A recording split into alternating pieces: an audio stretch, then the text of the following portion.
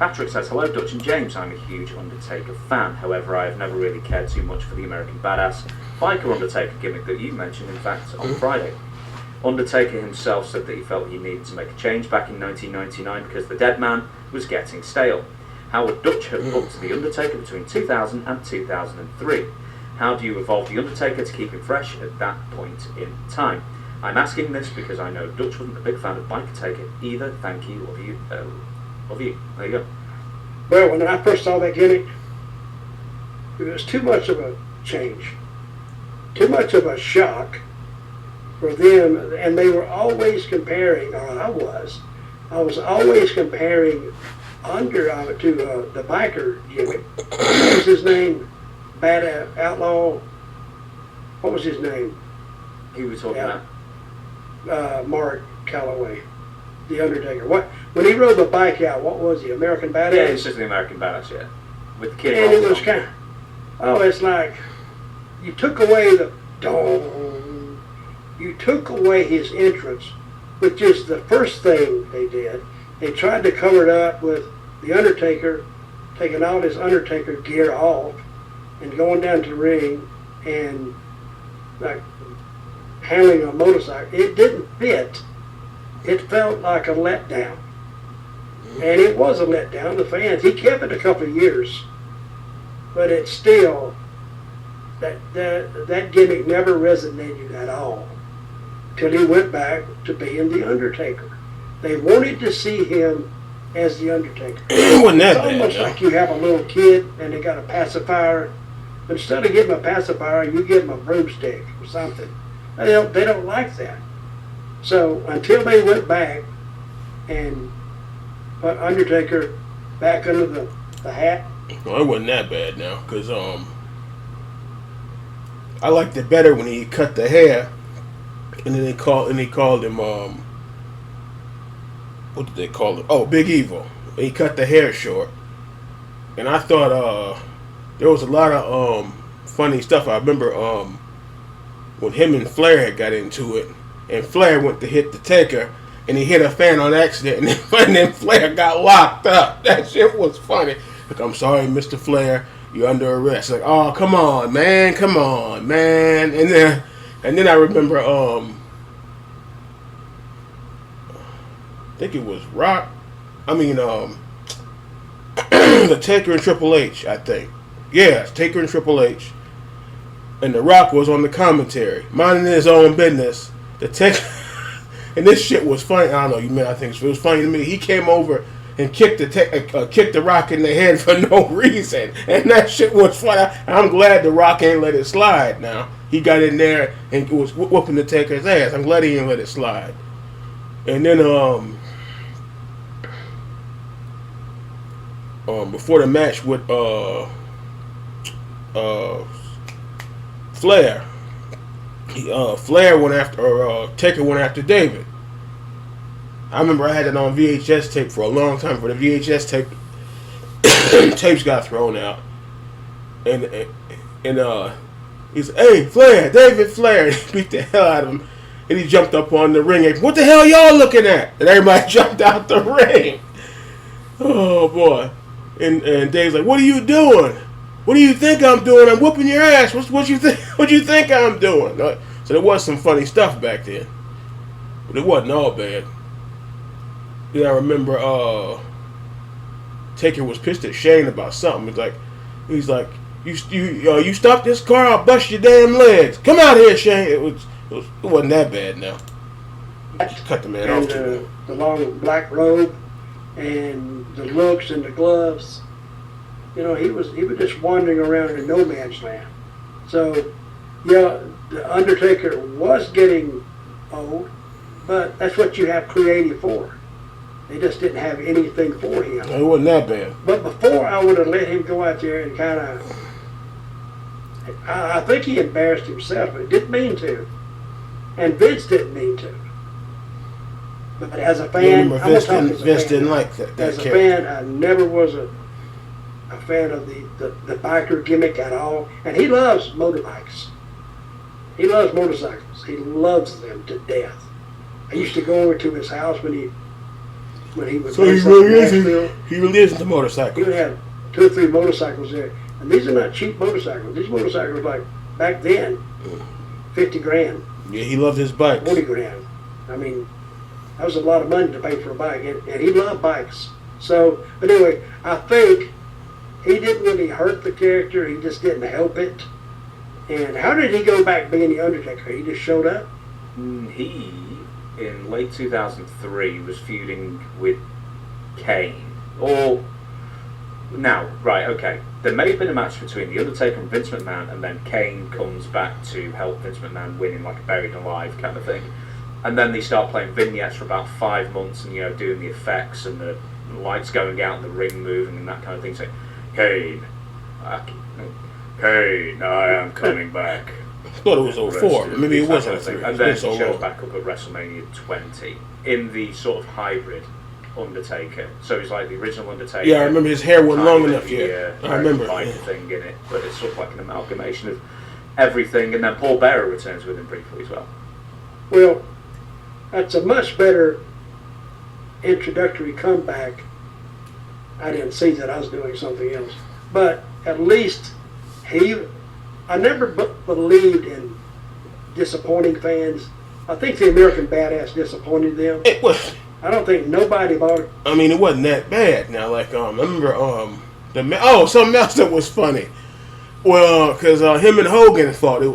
Hollywood Hogan versus Big Evil Taker. Well, Hogan was wearing the the long trunks with the black beard or whatever it was. And I remember, oh boy, my buddy, he was a Hogan fan too. He got a kick out of it when the Taker dragged Hogan by the bike and was dragging him around the arena. It was embarrassing. Hogan getting drunk all over the place. That shit was funny. It was messed up, but it was funny. And he had a match with Hogan. He had a good match with Kurt Angle. Come on now, Kurt Angle. Something else. Oh, Lesnar. Come on now. Yeah, because this was badass. I guess you call it badass Big Evil Taker. And he wrestled Lesnar about 3 or 4 times. And I remember, which this didn't even look right. Matt Hardy, which you could thank Lesnar for that. Matt Hardy pinned the Taker. That's right. I remember my buddy used to get angry about the Russian pinned the Taker. I was like, yeah, before that happened, Matt Hardy had pinned the Taker. But you could thank Lesnar for that. Then Lesnar turned around and took that, what you call it, for the soda or whatever, the CO2 tank, and crushed his hand. I remember that because I think they had a cage match, and Taker was holler, that hand was gone. Because I remember at first, Taker had jacked his ass up against that wall. And then Matt Hardy called himself trying to get in there. Matt Hardy, he's like, nowhere to run now, boy.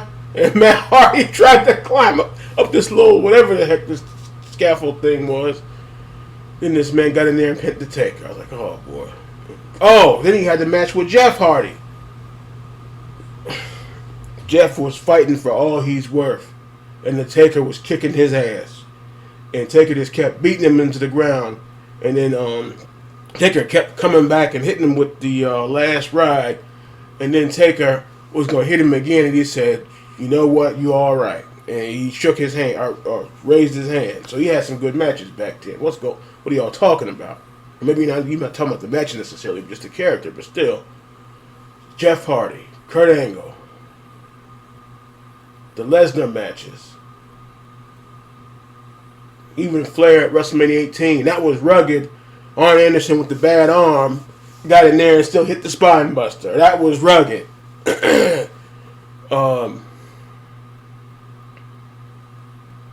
Might have did some other stuff. I can't think of everything. When he came back as the Dark Taker, he was kind of back, but the hair wasn't short long enough yet.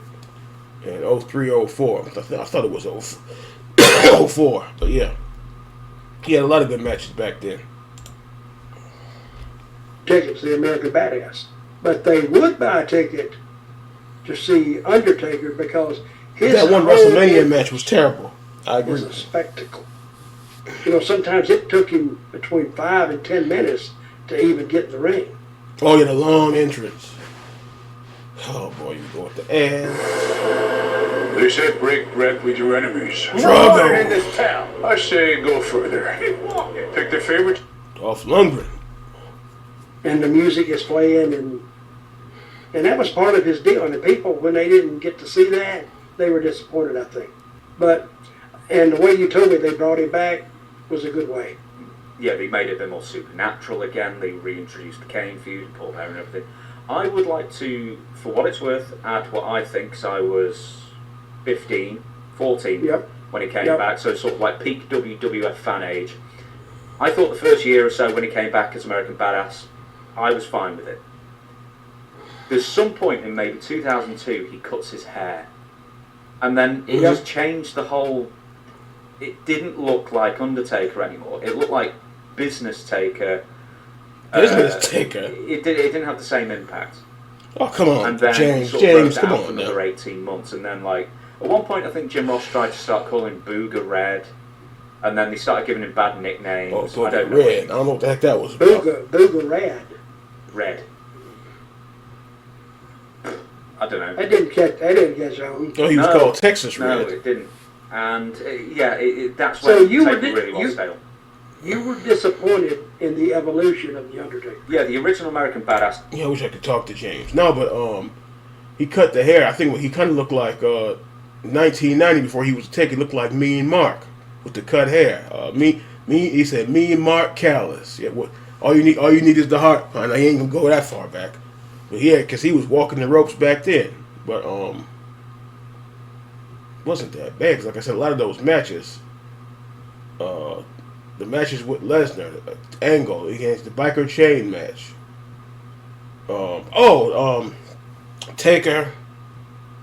I think it was a triple threat match for the belt. Taker, Rock, and Kurt Angle in a triple threat. That was a good match. I got that somewhere on DVD. I don't know where it's at, but it was a good match. So he had a lot of good matches back then. And like I said, some of the shit was funny. I still be thinking about that sometimes. The Rock was minding his own damn business, and the Taker kicked him in the head just for the hell of it. Thing I thought was fine. What I was really disappointed in as a fan was the previous incarnation of the Undertaker was the corporate ministry and the Ministry of Darkness. Oh, and then, yeah, the character of the Undertaker is like his most outlandish. You know, he's putting people on the symbol, which is actually a cross, but it's the Undertaker symbol, and just taking people's souls and having a gang of dark ne'er-do-wells with him. That was great. Then Vince Russo and Ed Ferrara, they rushed through about 40 years worth of storylines in 2 seconds, and then they ruined that when Vince McMahon was then revealed to be the higher power, which was stupid. It made I remember all that. And then the Undertaker then ends up teaming with Big Show, and then that tag team had no cachet. No one was interested in seeing those two as a tag team. And then the Undertaker got injured, and then he took about 8 months off. Then he turned out to be the American Badass, and then the song came out. And, Are You Scared? He's here. I quite liked it for the first year, and then it grew stale a bit too quickly. Oh yeah, I think it grew stale right when he came out with it. I mean, but I'm not a regular fan. I cannot judge the other fans' reaction to when he changed his gimmick, but I can judge mine. And I saw it right off the bat. I said, this is. Well, This looks like crap. I get changing it up because, like with Hogan, the red and yellow Hogan was getting old. He said Hogan was getting booed. He said even Sting noticed it when he came over, and then Sting said, "I better get something changed for they start on me next." The next you know, that's when we got the Dark Sting. Nothing wrong with changing stuff. Sometimes certain stuff don't look right, but they change. Okay, like Triple H, that dirty dog. When he cut out the stuck up snob, whatever you call him, and he got real mean and nasty, that was better for him. Because that he probably would have been wasn't going any place. And when he got mean and hitting people with sledgehammers and jumping on folks, and then he got character was better. But some people even like the snobby Triple H, but he got better when he got on because he was the perfect bad guy, pissing you off every time you turn around. just when you think he's gonna lose the belt, here comes some damn help. Come running out there. Even if they say the help is barred from ringside, he'll pay somebody to come out there. Oh, it was a pain in the ass. I didn't like it, and they changed it, which means he wanted to change. Or they needed his gate ability to sell some tickets. Badss, I don't think sold any. Hey, they had The Rock and Steve Austin on the roster. They didn't need no one else at that time. But anyway, we will move on. But even using Undertaker doing The Rock and the Stone Cold Steve Austin era, you actually would lose the benefit of having Undertaker at full strength. I mean, he would be underneath those guys, but Yeah, he's got a. He's already a star. See, these are legendary characters. They didn't know that at the time, but I told Steve Austin one time, listen, I give him his name. I didn't give him Stone Cold. I named him Steve Austin. But I could see that this guy had something.